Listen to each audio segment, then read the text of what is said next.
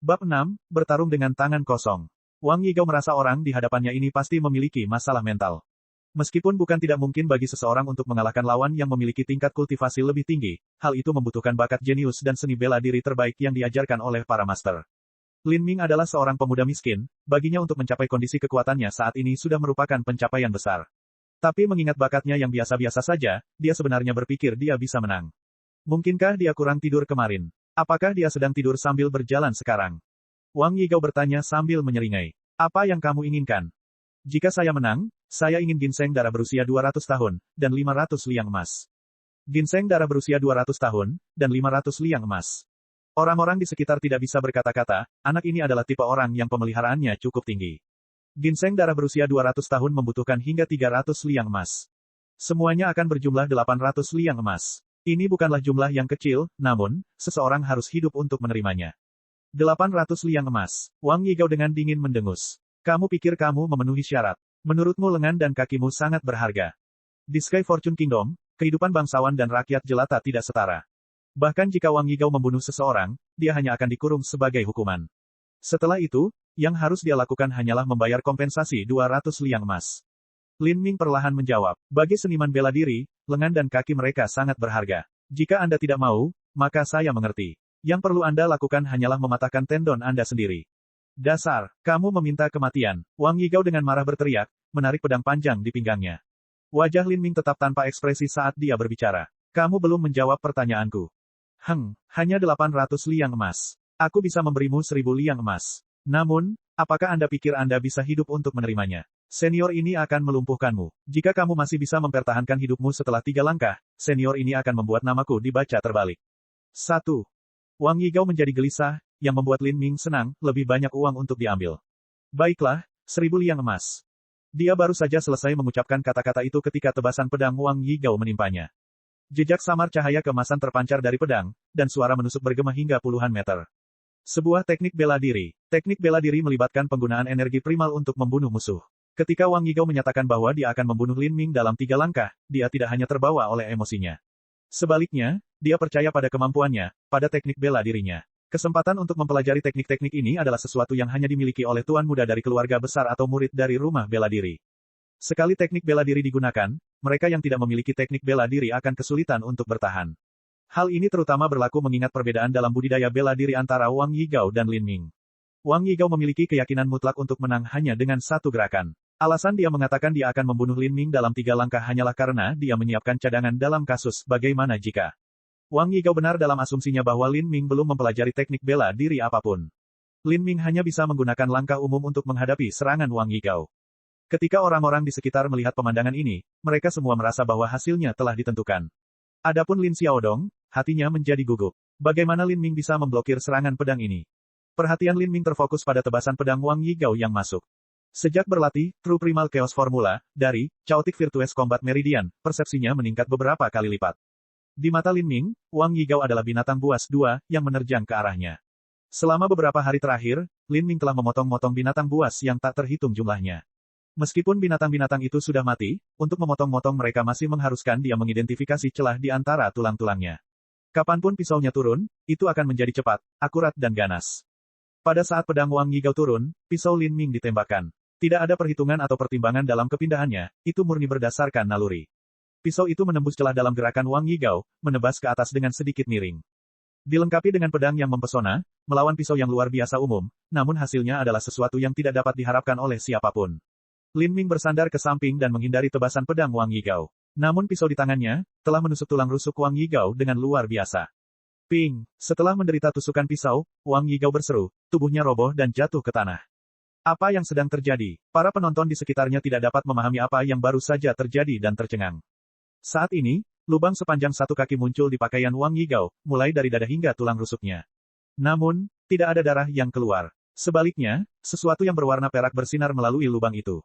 Armor fleksibel. Lin Ming diam-diam menyesali. Ternyata Wang Yigao mengenakan baju besi fleksibel di balik pakaiannya. Jika bukan karena armornya, serangan tadi akan memberikan pukulan berat terhadap potensi bertarung Wang Yigao. Wang Yigao terkejut sekaligus marah, matanya berubah menjadi darah. Dia benar-benar tertembak. Dia dipukul oleh seseorang yang tingkat budidaya bela dirinya 1 tingkat lebih rendah darinya. Di depan banyak penonton, bagi Wang Yigao yang sombong, ini adalah masalah yang tidak bisa diterima. Aku ingin kamu mati. Secara logika, serangan tadi menandakan bahwa Wang Yigao telah kalah. Tapi, bagaimana Wang Yigao yang marah bisa mengakui kekalahannya? Memegang pedangnya, dia sekali lagi mengarahkan tebasan ke Lin Ming.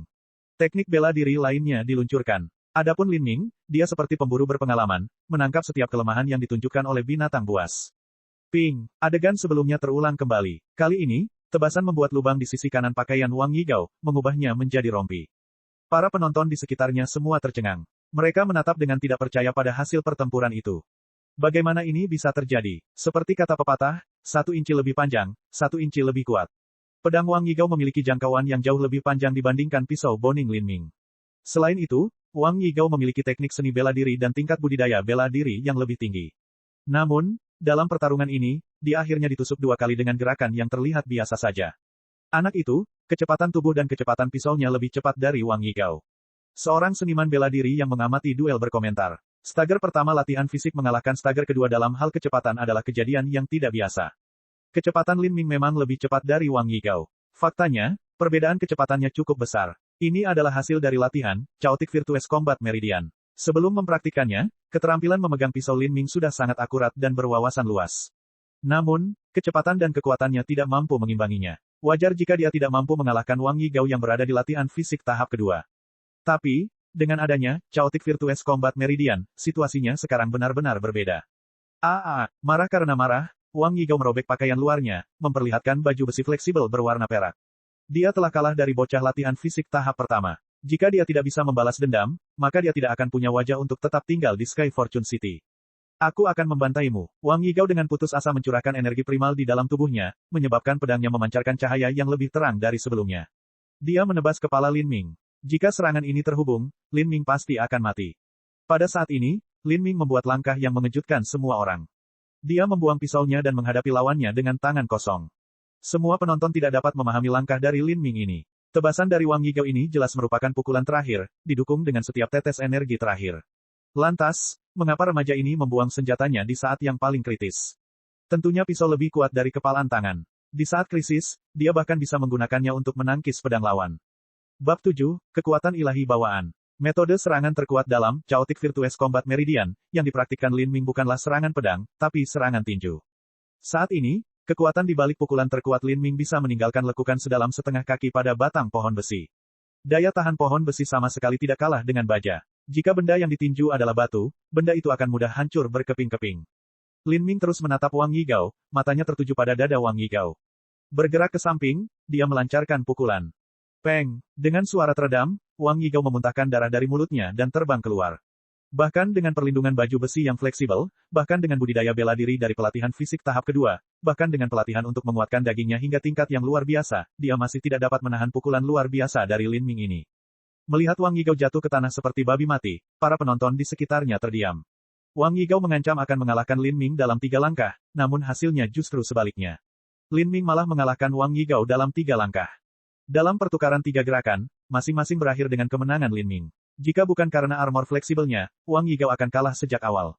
Bagaimana pertarungan antara stagger pertama latihan fisik dan stagger kedua? Tampaknya justru sebaliknya. Senior Liu, apa pendapat Anda tentang kejadian ini? Di tengah duel, seorang lelaki tua muncul di antara penonton. Di masa mudanya, tetua ini pernah mencapai latihan fisik tahap kelima, tahap penempaan tulang.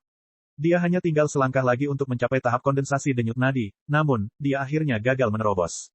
Seorang seniman bela diri tahap penempaan tulang memiliki umur yang sama dengan orang biasa. Secara alami, tubuh mereka tidak dapat menahan kerusakan akibat waktu. Sekarang usia Liu senior ini telah melampaui 70, dia tidak lagi memiliki kekuatan bertarung. Tapi, matanya yang perseptif tetap ada. Pria tua itu merenung sejenak sebelum menjawab. Anak itu diberkahi dengan kekuatan ilahi bawaan. Tingkat seorang seniman bela diri, baik bakat bela diri tingkat 1 atau tingkat 2 hanyalah ukuran kecepatan dan kemudahan tubuh mereka dalam menyerap energi primal. Semakin cepat mereka menyerap energi primal, semakin tinggi bakat bela diri mereka. Namun kekuatan tubuh seorang pencaksilat tidak termasuk dalam ukuran bakat bela diri. Hal ini karena kebanyakan orang memiliki jumlah kekuatan yang setara. Namun kadang-kadang, beberapa orang terlahir dengan kekuatan ilahi bawaan. Ada yang terlahir dengan kekuatan 10 kali lipat dari orang normal, dan ada pula yang lebih. Dengan kekuatan besar datanglah kecepatan besar. Secara alami, mereka akan mendapat keuntungan dalam pertempuran. Namun, jumlah seniman bela diri ini sedikit. Selain itu, tidak banyak pula yang berhasil. Lagi pula, seiring dengan kemajuan budidaya bela diri, energi primal menjadi lebih penting dan efek kekuatan bawaan seseorang menjadi lebih kecil. Jadi begitulah, para pengamat di sekitarnya menganggukkan kepala. Penjelasan ini sangat masuk akal. Lin Ming mengambil pisaunya dan berjalan selangkah demi selangkah menuju Wang Yigao. Wang Yigao saat ini berada dalam kondisi yang menyedihkan. Pakaiannya telah berubah menjadi potongan kain, darah tumpah dari mulutnya dan wajahnya dipenuhi kotoran. Wang Yigao hanya ingin bunuh diri. Dia benar-benar kehilangan mukanya dalam kejadian hari ini. Dia kemungkinan akan menjadi bahan tertawaan di antara rekan-rekannya di Sky Fortune City. Lin Ming angkat bicara. Kaulah yang mengatakannya sebelumnya, 1000 liang emas, batuklah.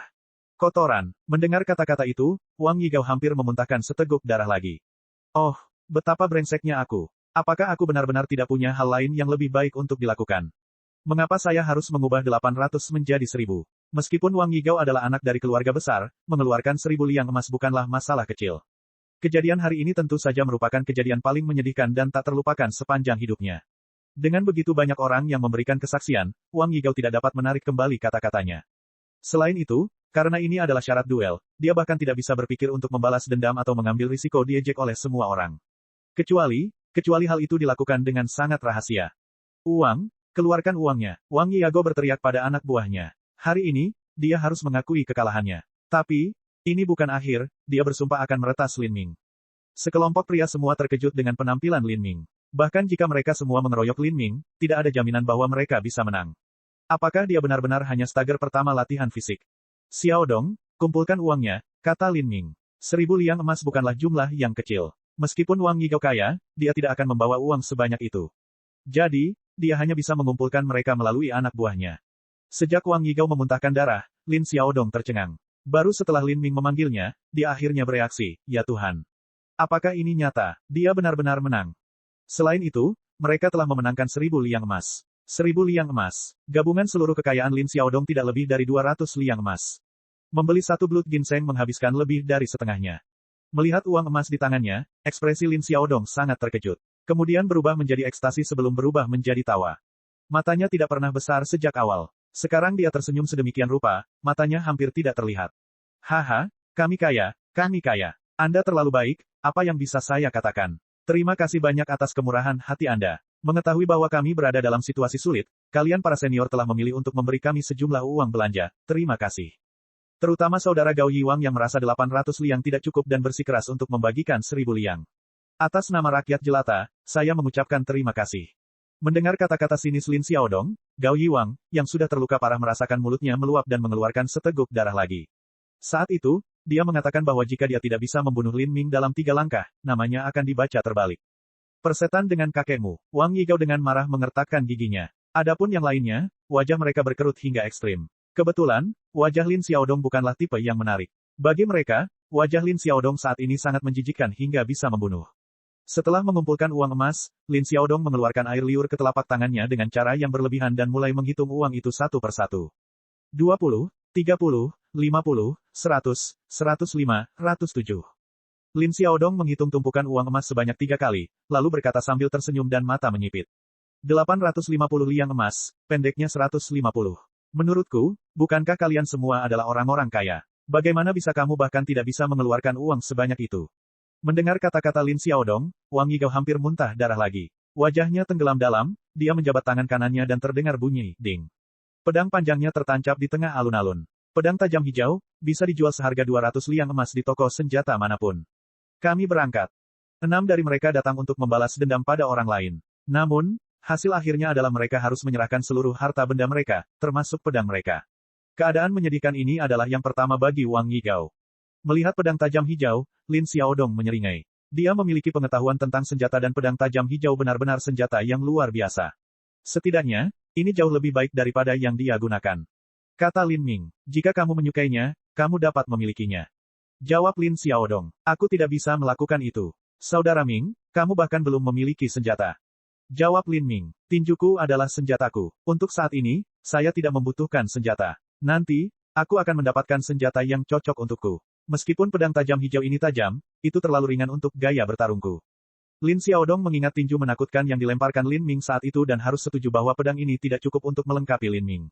Baiklah, kalau begitu aku akan mengambil pedang ini. Namun, kamu sungguh menakutkan, Saudara Ming. Saya belum pernah melihat Anda sebagai karakter seperti itu sebelumnya. Sejak Lin Ming mulai berlatih seni bela diri, Lin Xiaodong belum pernah menyaksikan Lin Ming beraksi. Bagaimana dia bisa tahu bahwa kekuatan Lin Ming telah melonjak sedemikian rupa? Dia percaya ini adalah hasil kerja keras Lin Ming. Lin Ming menjelaskan, Wang Yigao tidak memiliki pemahaman mendetail tentang kekuatannya sendiri, dan hanya seorang pemula latihan fisik tahap kedua. Selain itu, fondasinya juga tidak stabil. Tingkat kultivasinya mungkin adalah hasil dari menjejali dirinya dengan obat-obatan. Bahkan teknik bela dirinya pun tidak perlu diperhatikan. Mengalahkannya bukanlah hal yang bisa dibanggakan, gol pertama saya adalah Zuyan. Zuyan berbeda dengan Wang Yigao. Zuyan memiliki kekuatan yang tinggi dan fondasi yang kokoh. Bakat bela diri kelas 4 miliknya bukan hanya untuk pertunjukan. Selain itu, ia juga termasuk pekerja keras. Dengan demikian, Lin Ming saat ini tidak memiliki peluang mengalahkan Zuyan. Lin Ming menerima uang emas, lalu membaginya dan menyerahkan satu tumpukan kepada Lin Xiaodong tanpa menghitung. Gunakan ini.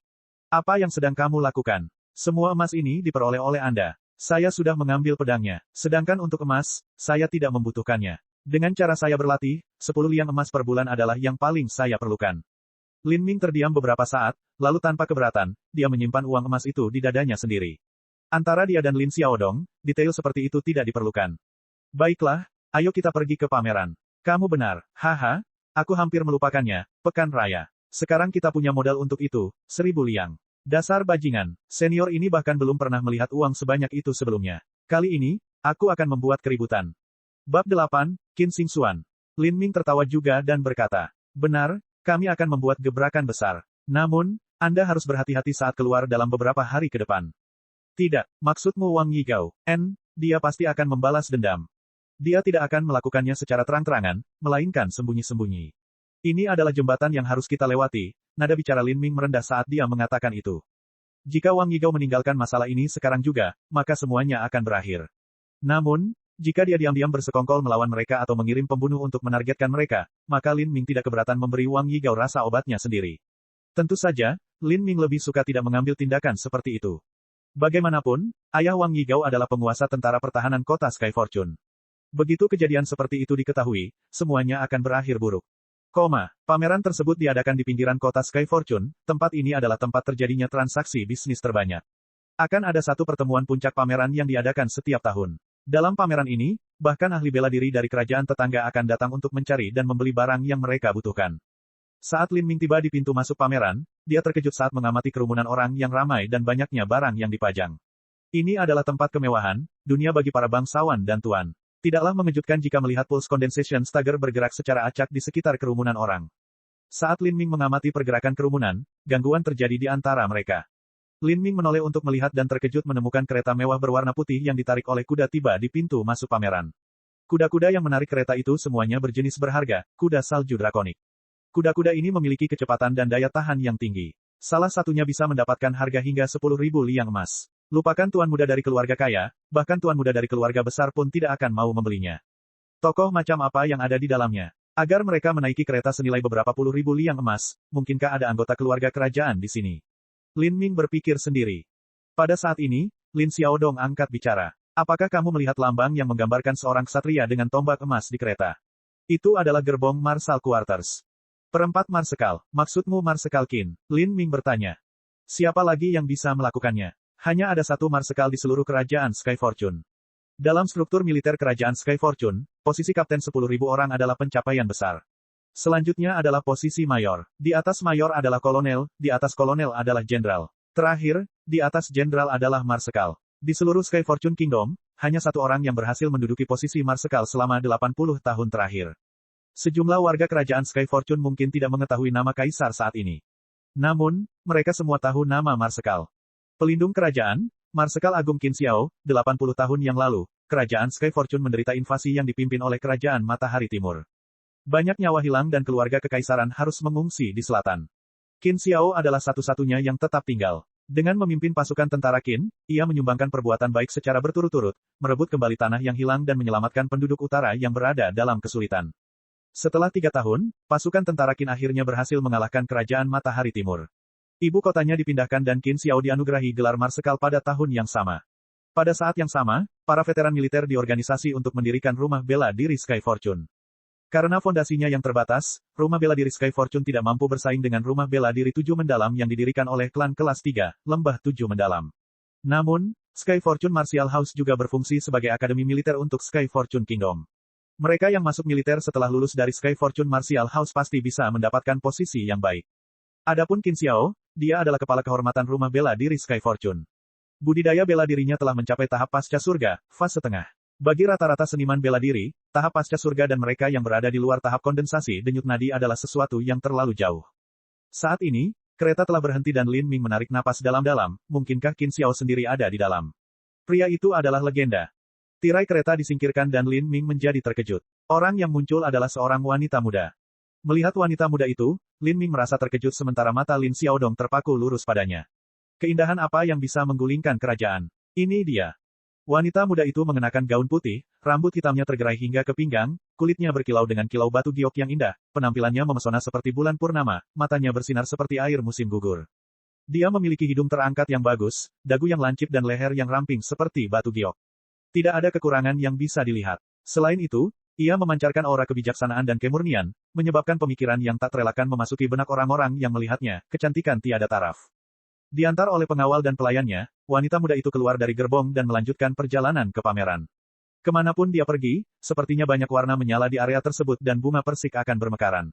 Adapun wanita muda itu, dia tampak menari dalam gambar yang indah ini, membuat semua orang melihatnya tersesat dalam lamunan. Semua mata tertuju padanya. Keretanya yang berharga puluhan ribu liang emas, kecantikannya yang spektakuler, keluarga Qin yang telah bertahan selama lebih dari 80 tahun, salah satu dari faktor-faktor ini sudah cukup untuk menjadikannya pusat perhatian. Baru setelah wanita muda itu menghilang dari pandangannya, Lin Xiaodong bersedia mengalihkan pandangannya, ekspresi keengganan terukir di wajahnya. Lin Ming bertanya, siapa dia? Anda tahu dia? Lin Xiaodong menjawab, aku memang mengenalnya, tapi dia tidak mengenalku. Dia adalah cucu perempuan Qin Xiao, Qin Xingxuan. Sungguh, sempurna. Saat menjelaskan, Lin Xiaodong memuji. Lin Ming hanya memberi, oh. Dia agak menebak identitasnya dan hanya bertanya tanpa motif apapun. Karena itu, dia tidak terlalu terkejut. Lin Xiaodong melirik Lin Ming dan tersenyum sambil melanjutkan. Gadis itu adalah bakat bela diri kelas 6. Apa? Lin Ming tercengang. Bakat kelas 6, apakah Anda yakin? Bakat tertinggi yang pernah dilihat Lin Ming sebelumnya adalah kelas 4. Sedangkan untuk talenta kelas 5, tidak ada satupun di Green Mulberry City. Mungkin orang-orang ini memang ada di Sky Fortune Kingdom, tetapi jumlah mereka pasti terbatas. Namun, dia baru saja diberitahu bahwa wanita muda yang baru saja lewat adalah talenta kelas 6. Baginya, ini hanyalah fakta yang tidak terbayangkan. Li Xiaodong sudah mengharapkan reaksi dari Lin Ming dan berkata, aku berkata, Saudara Ming, bukankah menurutmu jika dibandingkan dengan bakat bela diri tingkat 6, penampilannya bahkan lebih menakjubkan? Jawab Lin Ming, menurutku bakatnya bahkan lebih menakjubkan, bakat tingkat 6. Ini belum pernah terjadi sebelumnya. Ngomong-ngomong, dia berada di panggung seni bela diri apa? Lin Xiaodong mengangkat bahu. Saya tidak tahu tentang itu. Tapi, itu pasti sangat tinggi. Mengingat dia diberkahi dengan bakat tinggi dan juga lahir dalam keluarga hebat, latihan fisik tahap keempat atau kelima mungkin bukanlah hal yang mengejutkan. Namun, Saudara Ming, mengapa Anda hanya bertanya tentang seni bela diri ini? Setelah melihat keindahan yang begitu sempurna, bukankah hatimu tergerak sama sekali? Pertanyaan itu mengejutkan Lin Ming. Dia tidak terbuat dari kayu. Seorang wanita cantik dicintai oleh semua pria, dan Qin Xingxuan memang sempurna. Namun, setelah apa yang terjadi dengan Lan Yunyu, Lin Ming memahami bahwa keluarga penuh kasih yang dapat bertahan selamanya hanya dapat dicapai setelah dia memiliki kekuatan yang cukup.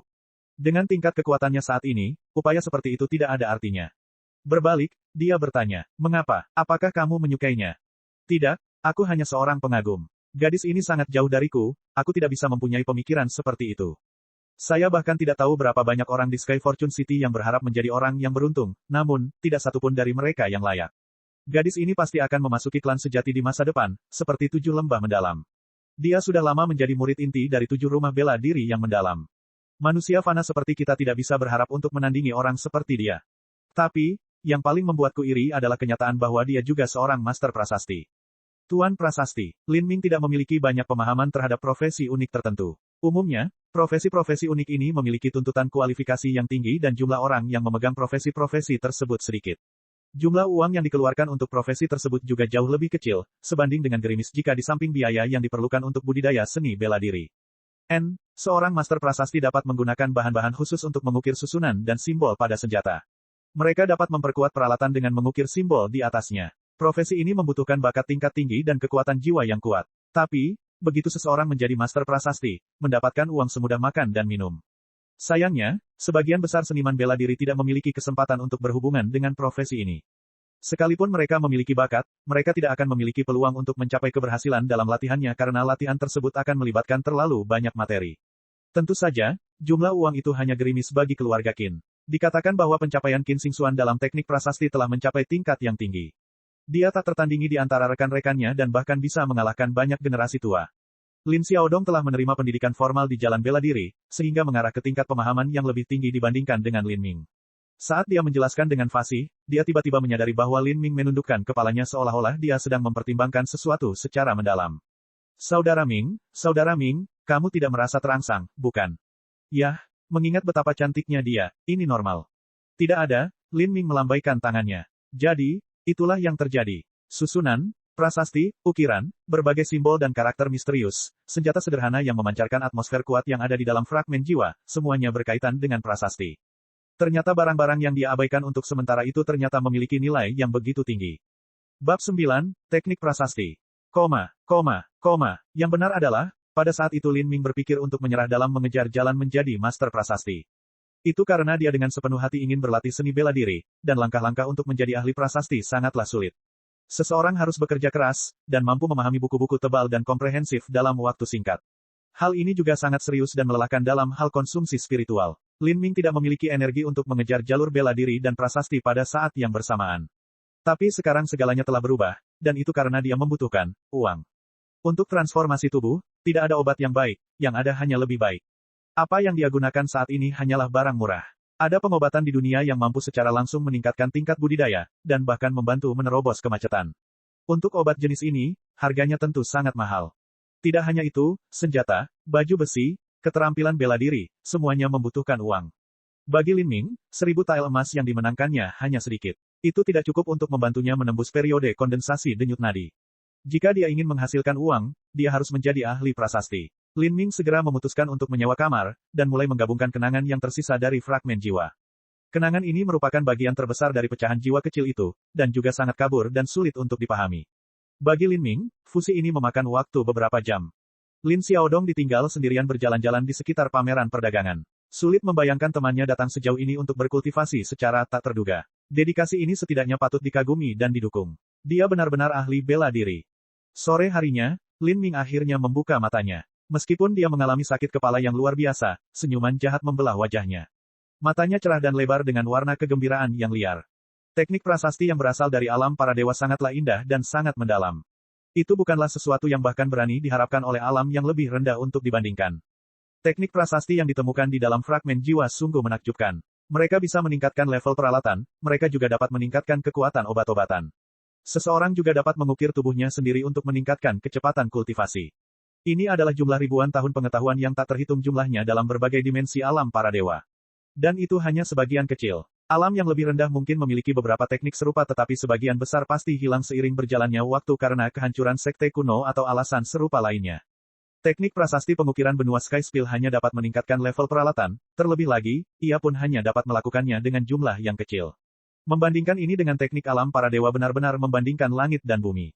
Lin Ming mengangkat dirinya untuk berdiri. Tiba-tiba gelombang mual melanda dirinya. Sejumlah besar informasi muncul dari dalam relung pikirannya. Itu adalah rasa sakit yang datang dengan kebajikan tertentu. Dia telah menghabiskan 3 jam menyatu dengan jiwa, dan sejauh ini hanya berhasil menyerap setengah dari informasi. Namun dalam benaknya dia sudah mempunyai rencana yang jelas. Pertama dia akan membeli materi dan mulai berlatih dari dasar. Secara khusus dia akan fokus pada peningkatan kemanjuran obat-obatan dan obat-obatan racikan lainnya, serta metode pengukiran tubuh. Lin Ming sangat gembira dengan kemungkinan yang tak terbatas. Harus diketahui bahwa terdapat pil, obat-obatan, dan ramuan tertentu di dunia ini yang sangat langka dan berharga. Sekalipun Anda punya uang berapapun, Anda mungkin tetap tidak bisa membeli obat seperti mereka. Jika prasasti ukiran untuk pengobatan diterapkan, maka kekuatan dari satu obat yang sangat langka bisa menjadi 2. Konsep konyol macam apa itu? Adapun prasasti ukiran tubuh, tidak perlu mengatakan apapun tentang meningkatkan kecepatan latihan. Itu sama dengan meningkatkan tingkat bakat seseorang. Itu benar-benar teknik yang menantang surga. Namun, memikirkan bahan berharga yang harus dia beli, Lin Ming tersenyum paksa saat mengingat kejadian baru-baru ini. Dia telah berhasil memperoleh lebih dari 800 tael emas, dia harus membelanjakannya dengan bijak. Jus rumput angin langit, darah binatang buas peringkat 3, meranggas jangkrik ekor panjang, udang yang terikat es, Lin Ming membeli bahan-bahan ini dengan gila-gilaan. Dia hanya dapat menemukan beberapa yang cocok dengan yang ada dalam pikirannya. Mungkin sebagian besar bahan yang dia ingat berasal dari alam para dewa. Jika demikian, bahkan di benua tumpahan langit, apalagi di kerajaan keberuntungan langit, mungkin saja bahan-bahan ini tidak ada. Entah baik atau buruk, Lin Ming telah mempelajari semuanya dalam prasasti. Dia membeli beberapa kertas simbol dan kembali berlatih teknik prasastinya. Ini benar-benar ladang penghasil uang. Dia harus berhasil mengukir prasasti ini dan menjual sedikit. Kalau tidak, dia tidak akan punya dana lanjutan lagi. Saat Lin Ming menghitung, Lin Xiaodong kembali dari pameran perdagangan. Matanya membelalak saat melihat tumpukan besar material di depan Lin Main. Dasar gila, apa yang sudah kamu lakukan? Lin Ming tidak tahu harus berkata apa, jadi dia hanya menjawab dengan jujur, saya sedang mempelajari teknik ukiran prasasti. Belajar? Pelajaran apa? Lin Xiaodong bertanya sambil berbisik saat matanya melebar seukuran telur. Dia hampir tidak berani memercayai telinganya. Mempelajari teknik ukiran prasasti. Lin Ming menjawab lagi. Kau sedang mempelajari teknik prasasti ukiran elektronik. Sialan, saudaraku sendiri, apakah kamu berubah menjadi idiot pagi ini? Dengan emas kurang dari 1000 tael Anda ingin mempelajari teknik prasasti. Dan di mana kamu bisa mendapatkan guru? Saya membeli buku langka dan berharga. Lin Ming menunjuk ke meja. Mata Lin Xiaodong melotot lagi saat dia membaca huruf tebal itu. Teknik prasasti, memulai jalan menuju prasasti. Lin Ming telah membeli buku itu terutama untuk memahami teknik prasasti Sky Spill Continent dan membandingkannya dengan yang dia peroleh dari fragmen jiwa. Saat Lin Xiaodong melihat teknik prasasti, memulai jalan menuju prasasti, tiruan ini, dia hampir muntah darah. Dia terdiam. Dia segera mulai menyesal membual tentang kehebatan Master Prasasti di depan Lin Ming. Penyesalan itu sangat menyayat hati. Dia membuka materi lagi dan Lin Xiaodong merasakan hatinya berdarah lagi. Meskipun dia tidak ingin tahu, dia masih menoleh untuk melihat Lin Ming dan bertanya, ini, berapa banyak yang kamu habiskan untuk materi ini? Lin Ming menjawab tanpa daya, sekitar 70 tael emas. Lin Xiaodong menghela nafas, 70 tael emas dia bisa menerima, tapi nada suaranya menunjukkan Lin Ming belum selesai. Kata-kata berikut ini hampir membuatnya pingsan karena putus asa. Aku punya sisa 70 tael. Pada titik ini, dunia Lin Xiaodong menjadi hitam, dan dia terpeleset dan pingsan di lantai. Tuan muda dan tampan ini. Ini adalah kertas simbol prasasti yang sangat bagus. Ini adalah produk dari Master Bai Hong yang terkenal. Jika kamu menggunakannya pada harta karun, kekuatan dan prestise pasti meningkat minimal 20%. Di ruang transaksi pameran perdagangan, seorang pria yang mengenakan pakaian formal tersenyum ketika dia memperkenalkan barang tersebut kepada beberapa junior dari keluarga besar bangsawan. Setelah prasasti dibuat ditempelkan pada kertas lambang dan dapat digunakan. Seseorang hanya perlu mengucapkan perintah untuk menandai peralatan yang diinginkan. Sangat nyaman. Aula transaksi ini bukanlah tempat di mana orang bisa berjalan-jalan dengan santai, itu membutuhkan tiket masuk sebesar 50 tael emas. Bagi rata-rata seniman bela diri, ini bukanlah angka yang kecil. Itu cukup bagi mereka untuk membeli jamu selama setengah bulan. Lin Ming telah membayar biayanya dan masuk. Saat ini kekayaannya seluruhnya berjumlah 75 tael emas. Dia memasuki ruang transaksi dengan hati-hati dan sangat hati-hati. Jika dia secara tidak sengaja menabrak botol atau pot, bahkan jika dia menjual tubuhnya kepada seorang wanita bangsawan tua, dia tidak akan mampu membelinya. Lin Ming ingin melihat bagaimana ahli prasasti menghasilkan uang, tapi ini adalah lantai tempat produk prasasti dijual sehingga dia hanya bisa mengeluarkan uang untuk datang ke sini. Ini adalah karya Tuan Bai Hong. Seorang bangsawan muda bertanya sambil melangkah maju. Dia jelas tertarik dengan kemasyhuran karya master ini. Apakah Anda punya bukti, petugas? Tentu saja Tuan Muda, kami punya bukti bahwa bahkan Tuan Bai Hong sendiri pun akan menyetujuinya. Yakinlah Tuan Muda, bahwa barang-barang di aula perdagangan ini sudah diketahui takdirnya. Jika tidak, maka kami akan memberikan kompensasi 10 kali lipat dari harga. Berapa banyak emasnya? 1.500 tael emas, jika Anda memiliki kartu VIP kami juga dapat menawarkan diskon 10%. Menurutku, bangsawan muda itu merenungkan hal ini sejenak. Sekalipun dia jelas kaya, 1.500 tael emas bukanlah jumlah yang kecil. Mendengar harga ini, meskipun Lin Ming sudah siap, dia masih terkejut. 1.500 tael emas. Ini hanyalah hujan koin emas dari langit. Tapi, karena dia mempelajari teknik prasasti sendiri, maka akan sulit untuk menghasilkan keuntungan secepat ini. Memikirkan hujan emas ini, Lin Ming menjadi bersemangat. Dia sudah sangat tidak sabar untuk mempelajari teknik prasasti. Bab 10, Wanita Surgawi berkumpul di Tanah Suci. Meskipun Lin Ming menyatu dengan kenangan fragmen jiwa, dia tidak bisa meremehkan kesulitan prasasti. Untuk memperoleh lebih banyak pengetahuan untuk mengisi kekosongan tersebut, ia harus melatih koordinasi spiritual tubuh dan pikiran untuk sepenuhnya mengintegrasikan ingatan jiwa ke dalam tubuhnya. Bahan untuk membuat prasasti sama dengan emas yang diperolehnya dengan susah payah. Dia tidak bisa menyia-nyiakannya sedikitpun. Pada saat ini, Lin Ming tidak berani menggunakan bahan berharga apapun, sebaliknya ia mengumpulkan esensi sejati dalam tubuhnya untuk berlatih.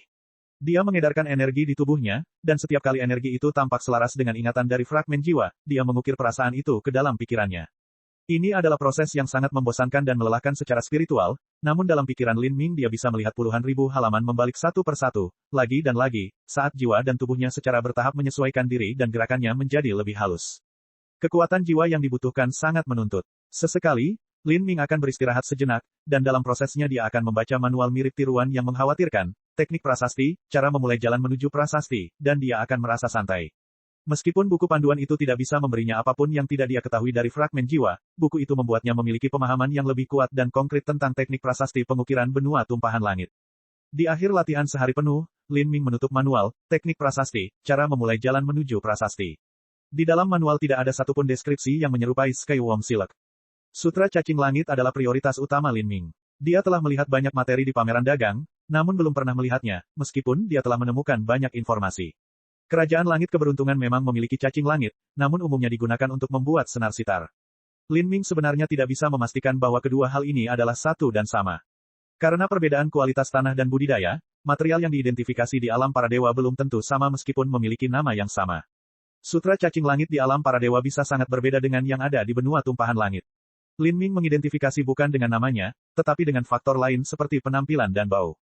Jika ini cocok maka kemungkinan besar itu adalah hal yang sama. Namun dalam pikiran Lin Ming, dia hanya memiliki kenangan akan Sutra Cacing Langit dari alam dewa, dan karena dia belum melihat versi benua tumpahan langit, dia tidak dapat memastikan bahwa keduanya identik. Lin Ming berpikir dengan sangat hati-hati tentang di mana dia bisa menemukan Skywomb Silk, dan akhirnya menyimpulkan bahwa dia mungkin bisa menemukan beberapa di 7 rumah bela diri yang mendalam. Mayoritas seniman bela diri mungkin menggunakan pedang, terkadang pedang, atau busur, dan sebagainya, namun seringkali ada juga yang menggunakan senjata yang sangat langka dan berharga. Misalnya saja sitar. Nama 7 rumah bela diri yang mendalam secara alami berasal dari 7 lembah mendalam. Namun nama 7 lembah mendalam juga berasal dari faksi yang terdiri dari 7 orang yang masing-masing menggunakan senjata yang berbeda-beda. Salah satunya adalah perempuan, dan senjatanya adalah sitar. Oleh karena itu sitar juga merupakan warisan-warisan 7 lembah mendalam, dan diwariskan secara turun-temurun hingga saat ini. Karena itu, ini adalah departemen yang didirikan di 7 rumah bela diri yang mendalam. Namun kesulitan sitar terlalu banyak untuk dihitung. Bakat yang dibutuhkan sangatlah tinggi, namun penggunanya juga harus memiliki temperamen yang tenang dan anggun. Karena persyaratan ini, departemen 7 rumah bela diri yang mendalam ini selalu sepi dibandingkan dengan departemen yang lebih populer. Sebagian besar, setidaknya 99% dari mereka yang datang untuk mempelajari sitar adalah wanita yang datang untuk mengembangkan karakter dan keterampilan instrumen mereka, dan tidak tertarik pada pembunuhan berdarah atau tertarik pada studi seni bela diri yang ekstrim. Lin Ming segera berangkat. Tujuannya adalah ruang kuliah umum departemen sitar tempat mereka memberi kuliah umum. Setiap tahun, 7 rumah bela diri mendalam yang didirikan di kerajaan Sky Fortune memilih talenta tingkat atas untuk memasuki 7 lembah mendalam. Atas permintaan keluarga kerajaan, 7 rumah bela diri yang mendalam juga memberikan izin khusus kepada non-siswa untuk memasuki ruang umum tempat mereka dapat menghadiri perkuliahan. Namun, untuk memasuki ruang kuliah umum diperlukan kartu lulus khusus. Kalau tidak, semua orang, ibu, ayah, dan anjing peliharaan mereka akan datang. Sehingga ruang kuliah umum kedap air terhadap siapapun kecuali yang mempunyai izin. 7 rumah bela diri yang mendalam telah menetapkan aturan untuk masuk. Seseorang setidaknya harus menjadi tahap ketiga transformasi tubuh, bagian dari aristokrasi, atau murid dari rumah bela diri 7 mendalam atau rumah bela diri Sky Fortune. Yang lain tidak mendapat hak istimewa untuk memasuki ruang kuliah umum. Ceramahnya benar-benar populer dan banyak diminati, namun isi sebenarnya masih diperuntukkan bagi murid inti. Kartu pas yang dimiliki Lin Ming saat ini dipinjam dari Lin Xiaodong. Bagaimanapun, keluarga Lin sangat besar, dan banyak junior dan senior yang mengembangkan jalur bela diri secara alami berada di 7 rumah bela diri yang mendalam. Dengan koneksi Lin Xiaodong, mendapatkan kartu pas tidaklah terlalu sulit. Saat Lin Ming pertama kali pergi mengunjungi Lin Xiaodong, yang berteriak. Saudara laki-laki, milikku sendiri, saudaraku, apakah kamu akhirnya sembuh dari kebodohanmu? Lin Xiaodong benar-benar mengagumi kerja keras dan ketekunan kakaknya terhadap prasasti. Di dalam hatinya, dia selalu percaya bahwa kakaknya ini akan mencapai batas tertinggi sebagai seniman bela diri dan menjadi legenda, yang dikenal di seluruh negeri. Namun teknik ukiran prasasti adalah sesuatu yang tidak dapat dicapai hanya melalui keyakinan seseorang. Tidak peduli seberapa bersemangatnya Anda memerlukan bakat bawaan. Jika benar-benar mungkin untuk menjadi ahli prasasti dengan melemparkan sekitar 800 tael emas untuk membeli beberapa bahan dan salinan dari manual yang benar-benar teduh ini, teknik prasasti, memulai jalan menuju prasasti, maka ahli prasasti akan merangkak kemana-mana, seperti semut. Di mata Lin Xiaodong, bagi Lin Ming mempelajari prasasti hanyalah mimpi belaka. Dia tidak hanya akan kehilangan seluruh uangnya dan menjadi pengemis, tetapi dia juga akan membuang-buang waktu yang berharga. Tapi Lin Xiaodong adalah saudara sejati Lin Ming. Tidak mungkin untuk membujuknya, jadi Lin Xiaodong hanya bisa tanpa daya meminjamkan kartu pas kepada Lin Ming sambil mempertimbangkan pilihannya. Dia memutuskan akan menemukan waktu yang baik dan membawa Lin Ming ke ruang medis dan mencari dokter terkenal. Apalagi yang salah dengan Lin Ming selain otaknya kacau dan jiwanya terganggu. Kemudian, Lin Ming tiba di ruang kuliah umum Departemen Sitar Rumah Bela Diri 7 mendalam. Itu adalah bangunan anggun yang tingginya 3 lantai. Area perkuliahan luas. Namun, Lin Ming yang menyedihkan dan kadang-kadang keras kepala tidak tahu bahwa ruang kuliah umum Departemen Sitar 7 Rumah Bela Diri yang mendalam setara dengan toilet wanita. Itu adalah tanah suci sejati di mana semua manusia dilarang. Alasannya adalah karena murid-murid Departemen Sitar pada dasarnya semuanya perempuan. Para wanita yang ingin mempelajari Dao Sitar ini cenderung berasal dari keluarga bangsawan. Sepanjang hidup mereka, mereka secara bertahap dipengaruhi oleh melodi musik yang manis, dan dengan demikian penampilan mereka juga sangat tinggi. Mereka termasuk contoh wanita yang paling cantik. Akibat dari hal ini adalah banyak hati tuan muda aristokrat yang terganggu dan tergoda dengan pikiran-pikiran tidak senonoh, dan bermimpi malam bahwa mereka akan mencuri salah satu dari dua keindahan ini. Para tuan muda ini mengandalkan status mereka untuk mendapatkan kartu lulus dan dengan demikian dapat mengunjungi Departemen Sitar untuk memata-matai gadis-gadis dengan niat gelap dan kotor mereka.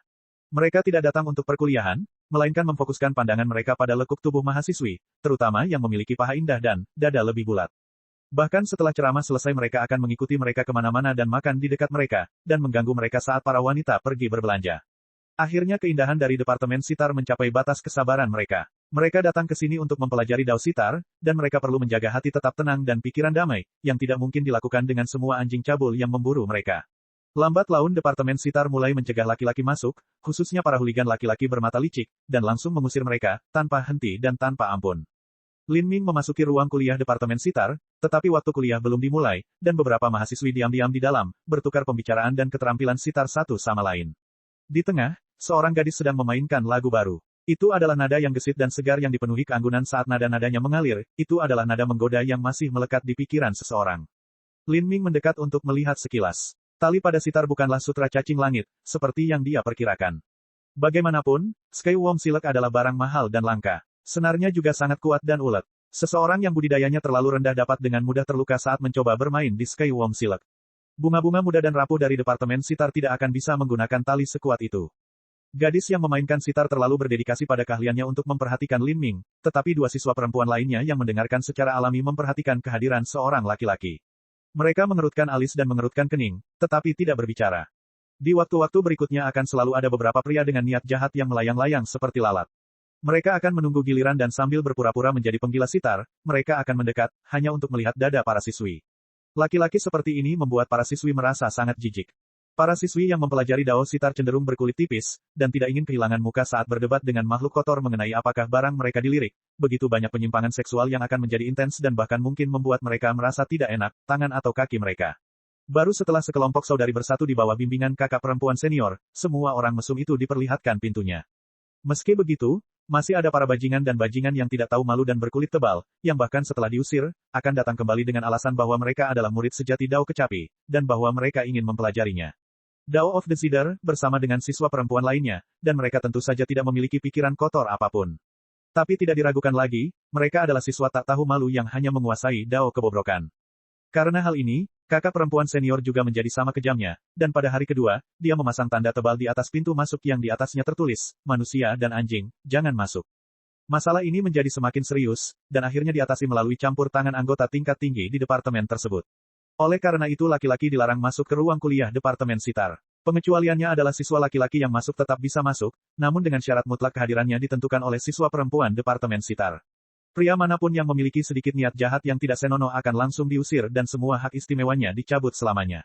Oleh karena itu, seiring berjalannya waktu, kini ruang kuliah Departemen Sitar bahkan tidak lagi melihat bayangan manusia. Lin Ming secara alami tidak tahu sejarah kotor Departemen Sitar dan perangnya dengan semua orang mesum di mana-mana.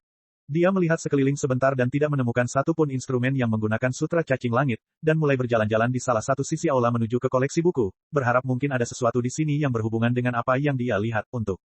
Saat dia pergi, beberapa siswa selesai bermain, dan mereka melihat Lin Ming di kejauhan yang berdiri di dekat rak buku. Mereka berkata sambil berbisik, orang ini sepertinya tidak mempelajari sitar. Sepertinya aku melihat bajingan kecil bermata licik itu menatap tangan Xiao Xian beberapa saat yang lalu. Anehnya dia tidak tampak setua itu. Dia terlihat berusia sekitar 15-16 tahun. Ini adalah kandang kami di sini. Seorang laki-laki berusia 16 tahun seharusnya sudah menikah. Seseorang seusiaku mungkin sudah menjadi seorang ibu. Gadis yang berbicara hanyalah seorang gadis ringan berusia 17 tahun. Di Sky Fortune City, anak berusia 18 tahun umumnya sudah menikah pada saat itu. Di pedesaan, mereka bahkan akan menikah 1 atau 2 tahun sebelumnya, jadi pria menikah berusia 16 tahun bukanlah hal yang jarang. Apapun itu di luar kendali kami. Kakak senior akan segera datang ke ceramah. Jika orang ini memiliki pikiran kotor, dia akan segera memintanya pergi. Lin Ming belum pernah mendengar diskusi gadis-gadis muda ini, kalau tidak, dia akan terdiam. Dia memang melihat ke tangan Xiao Xian, tapi itu hanya karena dia mencoba memastikan bahan dari senarnya. Dia terus mencari informasi tentang Sky Womb Silk. Untung saja ruang kuliah jurusan sitar sangat luas, bahkan di sisi ini pun terdapat area yang dikhususkan untuk koleksi buku-buku yang masing-masing menyimpan berbagai ilmu musik dan sejarah. Lin Ming tentu saja tidak tertarik dengan musik apapun, dia mencari dan akhirnya menemukan apa yang dia cari. Itu adalah manual bernama, Daftar Sitar Langit. Daftar Sitar Langit adalah ensiklopedia tentang segala jenis instrumen kuno, yang mencakup asal-usul, pengguna, produsen, bahan, dan pengetahuan misterius lainnya, yang semuanya dijelaskan dengan sangat rinci. Tentu saja bahan langka ini juga termasuk Sutra Cacing Langit. Lin Ming sangat bersemangat, dan dia mulai membaca dengan penuh semangat. Sky Cedar List, memperkenalkan properti dan metode pengumpulan Skywork Silk. Satu-satunya kesalahan sejauh ini adalah tidak tersedianya gambar Sutra Cacing Langit, namun Lin Ming secara kasar dapat menentukan bahwa ini adalah Sutra Cacing Langit yang ia cari. Lin Ming hanya dengan polos dan sungguh-sungguh membaca, dan tidak menyadari sama sekali bahwa jumlah mahasiswi di ruang kuliah mulai bertambah. Di sisi lain, mereka memperhatikan dia di sudut sendirian. Dalam kelompok wanita cantik surgawi ini, kehadiran seorang pria lajang dengan pakaian kotornya benar-benar terlihat jelas seperti siang hari. Untungnya, Lin Ming tidak melihat sekeliling, karena seluruh perhatian hatinya terfokus pada buku itu. Meskipun para siswi mengira itu palsu, mereka tidak memiliki bukti apapun yang dapat mereka gunakan untuk mengusirnya. Awalnya, ceramahnya akan berjalan lancar, tapi ada kakak senior-senior Departemen Sitar yang legendaris, yang memiliki prasangka besar terhadap keseluruhan jenis manusia. Di kalangan pergaulan para tuan muda aristokrat, nama kakak perempuan senior bagaikan sambaran petir yang menggema di telinga mereka dan membuat hati mereka memanas karena amarah. Tanda yang bertuliskan, tidak ada manusia atau anjing yang boleh masuk, merupakan penghinaan bagi mereka semua, dan menyebabkan mereka merasakan sakitnya kehilangan begitu banyak kesempatan dengan wanita-wanita yang, barang-barang berharga tersebut. Mereka mengutuknya untuk tetap menjadi perawan tua seumur hidupnya. Faktanya, kakak perempuan senior adalah seorang yang cantik di antara wanita cantik. Usianya sekitar 20 tahun, dan memiliki wajah oval tanpa cacat, perawakan seperti bangsawan, paha dan kaki panjang dan ramping yang menjulang ke langit. Sangat disayangkan bahwa kakak perempuan senior tidak pernah menunjukkan ketertarikan pada laki-laki, dan mudah tersinggung dengan sifat mudah marah. Laki-laki manapun yang berani memandangi kecantikannya yang agung akan dikirimi tendangan cepat dan tegas di antara kedua kaki mereka. Setelah kakak perempuan senior tiba, dia langsung menemukan Lin Ming. Alis pohon willownya langsung berkerut, dan dia meletakkan sitarnya dan tiba di depannya. Dia mengetukkan jarinya 3 kali ke mejanya dan bertanya, bagaimana kamu bisa masuk? Cek cek cek cek cek cek cek cek. Rakan-rakan kultivator sekalian, sebelum retret, sila terus berkultivasi untuk jurus subscribe, like, share dan komentar agar sekte novel Zadim terus berkembang pesat.